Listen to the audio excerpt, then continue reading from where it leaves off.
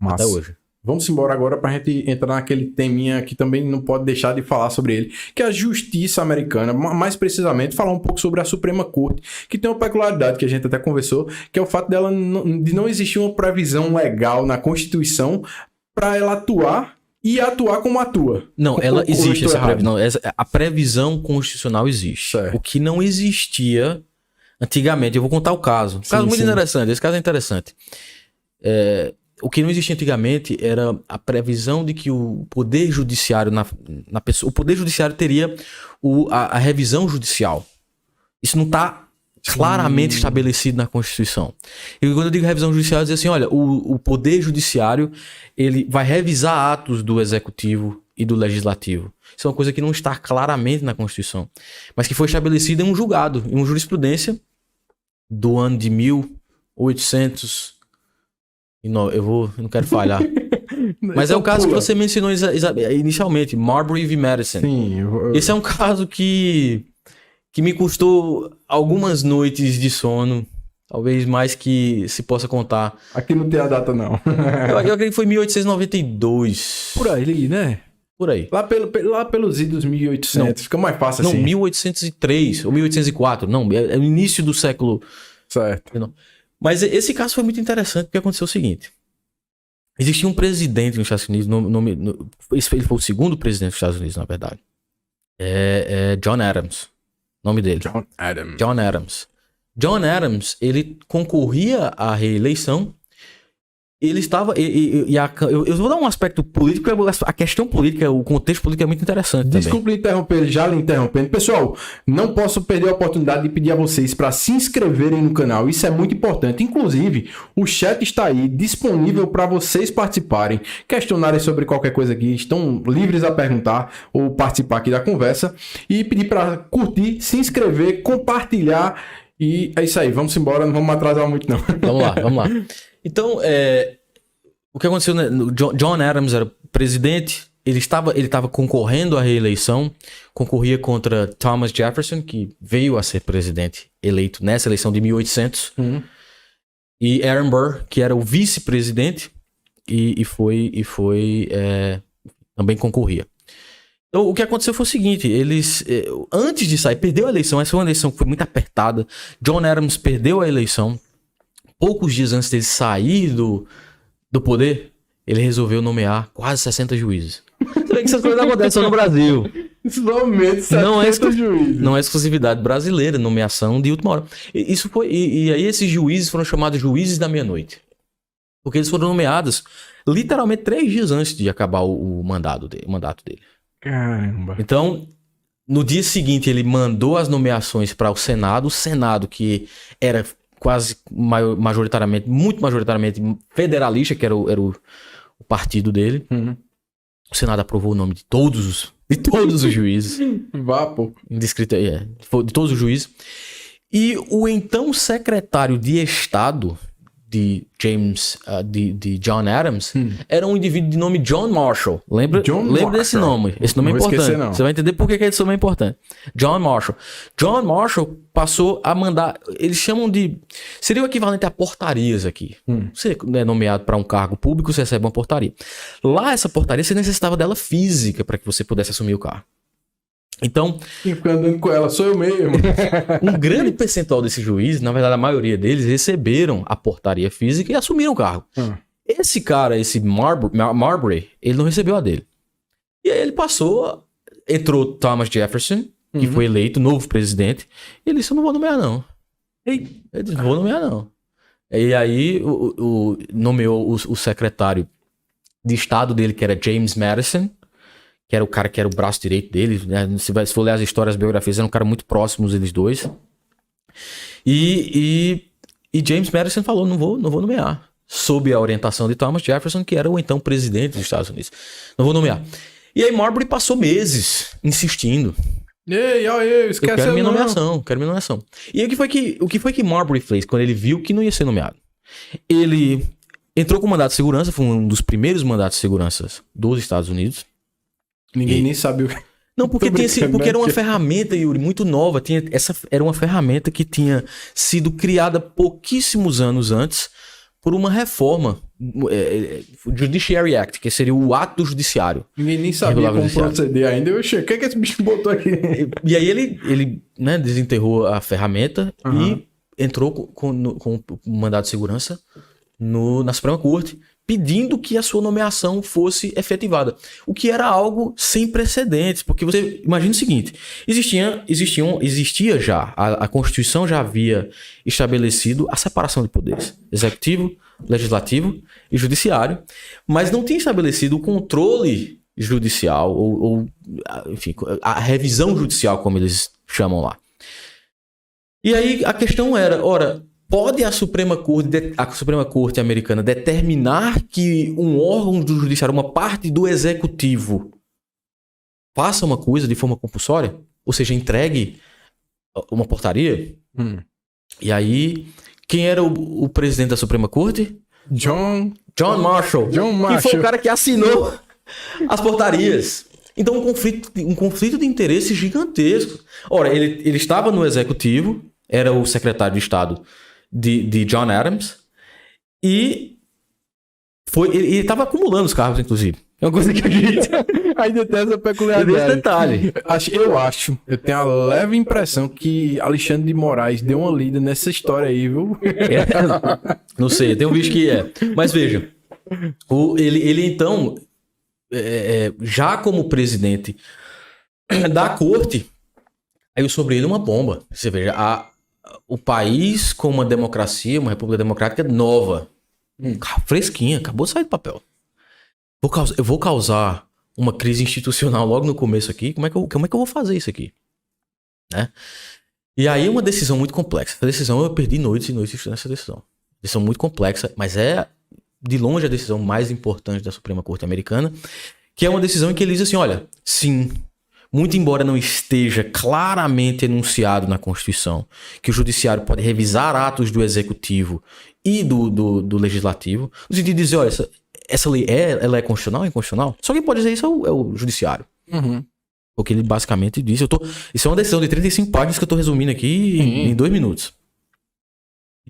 Mas ele disse o seguinte, olha, esse ato do Judiciário que criou, por exemplo, o mandado de segurança, ele não poderia estabelecer a competência de apreciação do mandado de segurança para a Suprema Corte. Por quê? Porque a Constituição, sim, estabeleceu em quais casos a Suprema Corte tem competência originária. Ou seja, quais são os casos que a Suprema Corte pode ouvir inicialmente, de cara. Quer dizer, você protocola a petição diretamente na Suprema Corte. E aí existe um rol. E o rol é limitado. Semelhante ao que existe aqui, que aqui basicamente são pessoas que têm cargos específicos ali que vão ser regulados. Diplomatas, enfim, demandas entre estados, enfim, demandas entre um estado... Constitucionais aqui, né? Demandas constitucionais, exatamente. Entre um estado e um outro país. Então, existe uma lista definida de casos específicos que foram estabelecidos pela Constituição. E se a Constituição, é o que ele diz o seguinte, é muito interessante o que ele fala, se a Constituição estabeleceu de forma muito definida quais são esses casos, é porque eles não queriam que fossem estabelecidos outros casos. Então nossa competência originária se restringe a isso aqui que está na Constituição. E aí ele falou, olha, muito embora nós tenhamos o poder de exarar uma ordem para compelir o Executivo ou o Legislativo a cumprir uma ordem constitucional, ou né, cumprir uma ordem judicial.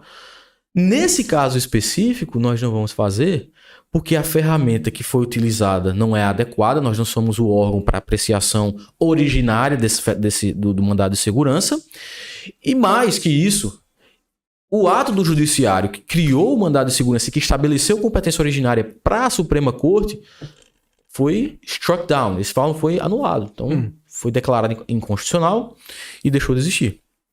Então, essa decisão ela é uma decisão basilar para que você entenda uma boa parte do sistema judiciário americano. Isso é fantástico. Aqui no Brasil, para a minha análise ignorante, é que no Brasil o judiciário pode rever algum ato do executivo e parece ser muito fácil.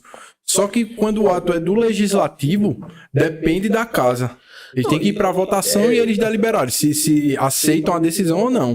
Lá também tem isso. Acontece o seguinte, Yuri. Depois que, assim, a Constituição lá, a Suprema Corte vai lá, interfere numa decisão do Senado ou da Câmara lá dos Estados Unidos, e depois a Câmara tem como decidir se aceita ou não. A revisão judicial ela é um princípio que também é aplicado aqui no Brasil. Controle de constitucionalidade. A gente não vai entrar em detalhes, mas é um princípio que existe aqui também no Brasil. O que a Suprema Corte Americana não faz, e isso é uma causa de... o processo não continua. Eles nem sequer analisam o caso. Extinguem o caso de caso se for uma political question, é uma questão política. Se uma questão ela é inerente, se a competência de um determinado tema ou de uma legislação ela é inerente ao poder legislativo ou ao judiciário, ela é considerada questão política. Eu tô falando questão política porque é literalmente essa a nomenclatura que é dada. Que basicamente para a população é o seguinte: tem um grupo de pessoas que acredita que deveria ser de tal forma, outro que acredita de ser tal forma, e os representantes dela estão defendendo aquela posição. Então isso acaba sendo político, é isso? Não, mais que isso, não é isso. É o seguinte, é dizer assim, olha, e já existe previsão constitucional do órgão que é, a separação de poderes, ela tem efetividade lá.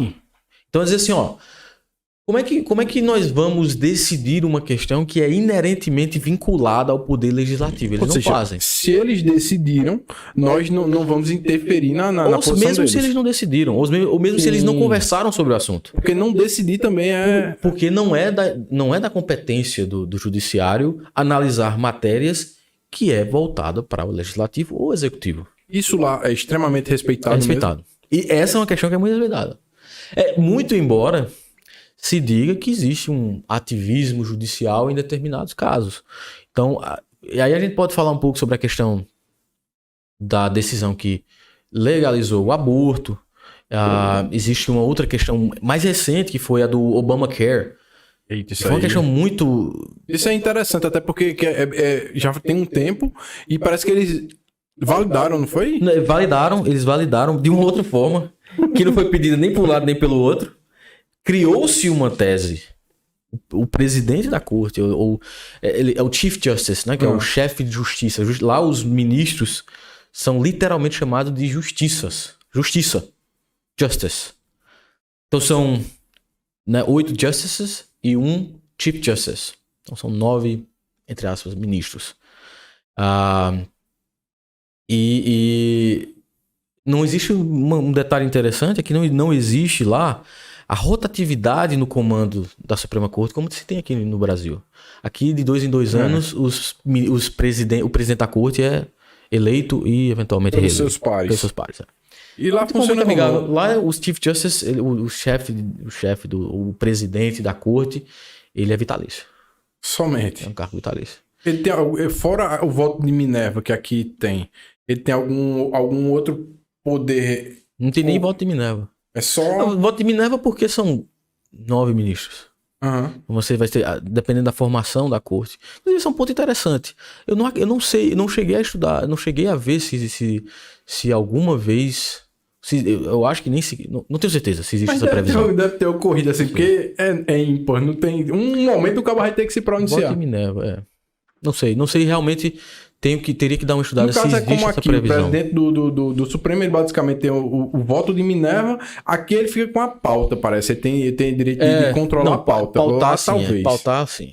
Mas se bem que pautar lá é um pouco mais fácil que aqui, porque lá não se pega a quantidade de processos que a Suprema Corte pega aqui. Né? Os caras têm uma filtragem muito grande. Acredito que eles têm como se debruçar e dar decisões... posições muito mais elaboradas que aqui. Eu acho que sim. Eu acho porque a Suprema Corte Americana, ela julga no máximo 100 casos por ano. Eu acho que a Suprema Corte Brasileira, o Supremo Tribunal Federal deve julgar aí 100 casos por semana. E com a Talvez mais. elasticidade que eles estão tendo, daqui a uns dias estão aceitando diretamente, assim, indireto pra eles até... São muitos os casos que chegam no Brasil. Existe o caminho recursal no Brasil, ele é muito mais flexível do que nos Estados Unidos. Eles lá rejeitam. Você pode achar que tem um caso constitucional fantástico. Depende de uma análise constitucional da Suprema Corte. Se eles disserem não, a gente não vai ouvir, acabou. Certiorari. Olha o nome da palavra. Certiorari. Difícil assim, né? O caso só é ouvido se a Suprema Corte garantir certiorari. Senão, não houve.